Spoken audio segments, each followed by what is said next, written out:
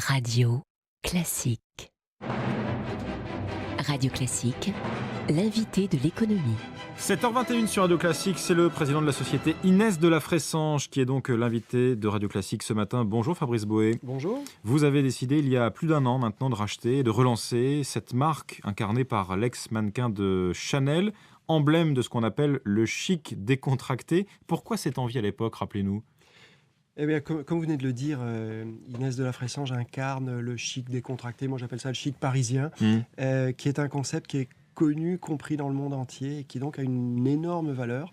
L'idée était de transformer ce concept en marque et en produit. Il faut rappeler qu'Inès de la Fressange avait perdu le droit d'utiliser sa propre marque à la fin des années 90. Comment c'est possible de perdre le droit d'avoir le contrôle de sa propre marque ? Juridiquement, il avait été apporté à la société. Effectivement, il était lié à la société. Quand la personne quitte l'entreprise, le nom reste dans la société. C'est ce que nous avons récupéré et nous avons fait revenir Inès il y a 18 mois. Elle est à nos côtés, très très engagée. Elle est directrice artistique pour nous. Elle travaille aux côtés de notre studio de création. Comment on s'y prend pour relancer une marque qui au fond est déjà très connue ? Pas facile. Alors, au contraire, on a un avantage considérable, c'est qu'on a un nom connu et on a une idée qui est très facile à comprendre. Le chic parisien, vous l'expliquez en 2 mots. Moi qui ai travaillé sur de nombreuses marques dans ma vie, j'en ai peu connu qu'on pouvait expliquer en 2 mots qui sont compris dans le monde entier, compris de la même manière d'ailleurs, et qui font rêver. Donc on a un atout extraordinaire, on a un deuxième atout qui est la personne d'Inès de la Fressange, qui est avec nous et qui est très engagée, comme je le disais. Et puis alors, comment est-ce qu'on construit ? Nous, on s'est basé sur l'idée d'une maîtrise de l'essentiel, c'est-à-dire la création des produits, la marque et un modèle de distribution, pas toute la distribution, mais un modèle de distribution. Donc ça, on veut le contrôler, puis tout le reste, on l'externalise.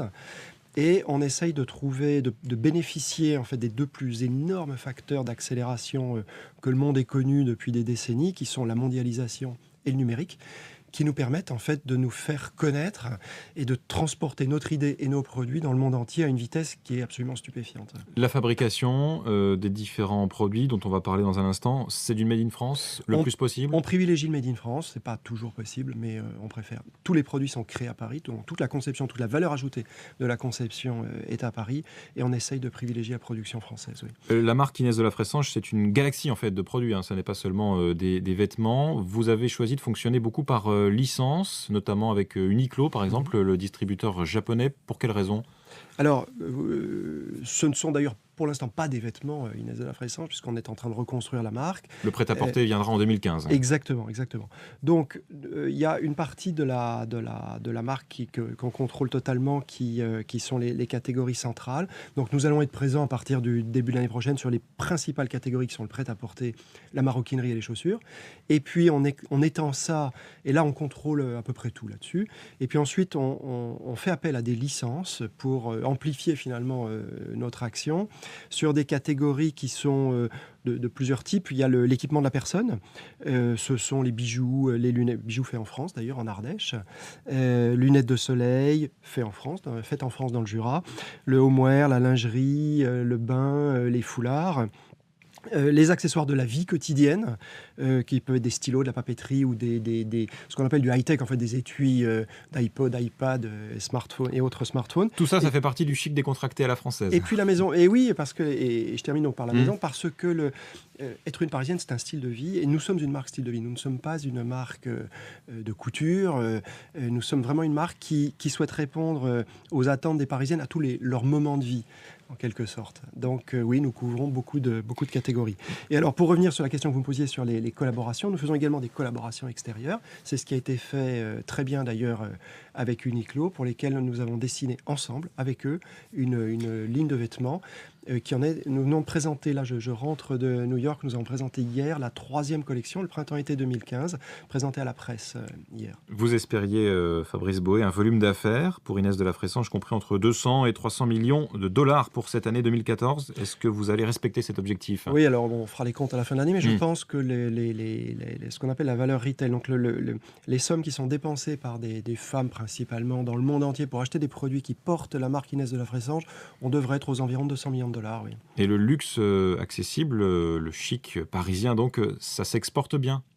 Oui, parce que Le chic parisien fait rêver dans le monde entier. C'est une de nos grandes forces. C'est dû à l'historique de la mode française, à l'historique du luxe français, à la puissance des groupes de luxe français. Et puis, il y a une image liée à Paris également qui est absolument extraordinaire. Moi, je voyage quand même un petit peu et je me rends compte partout où je vais que les yeux des femmes brillent lorsqu'on parle de chic parisien. Et notamment d'Inès de la Fressange. Donc Et Inès de la Fressange, j'en ai la meilleure interprète. Elle l'incarne merveilleusement bien. alors, il y aura une première boutique au printemps prochain. Elle ouvrira à Saint-Germain-des-Prés, rive gauche donc, alors que la précédente boutique était avenue Montaigne, rive droite. C'est deux univers totalement différents. Pourquoi ce choix Oui, je pense que qui peut surprendre, hein. je pense que le choix que nous avons fait est complètement cohérent avec l'image de notre marque et cette image de chic parisien décontracté, coloré, avec beaucoup d'esprit. Et Donc pas trop haut de gamme non plus, pas trop... Luxe. Nous sommes l'entrée du luxe, c'est-à-dire que Mm. nos produits font partie de la famille du luxe par toutes leurs caractéristiques, mais nous souhaitons qu'ils soient proposés à des prix qui soient accessibles. Est un mot qui peut faire sourire parce que certains nos sacs dépasseront les 1 000 €. Hein. Ils seront faits à la main en France, donc ils seront naturellement des produits coûteux. Nous souhaitons que les prix reflètent exactement la qualité du produit et donc ils seront globalement moins chers que la plupart des marques de luxe classiques. Merci Fabrice Boé, je rappelle donc président de la société Inès de la Fressange, invité de l'économie ce matin de Radio Classique. Merci. Avec Wendel. Wendel, investisseur de long terme. Dans un instant...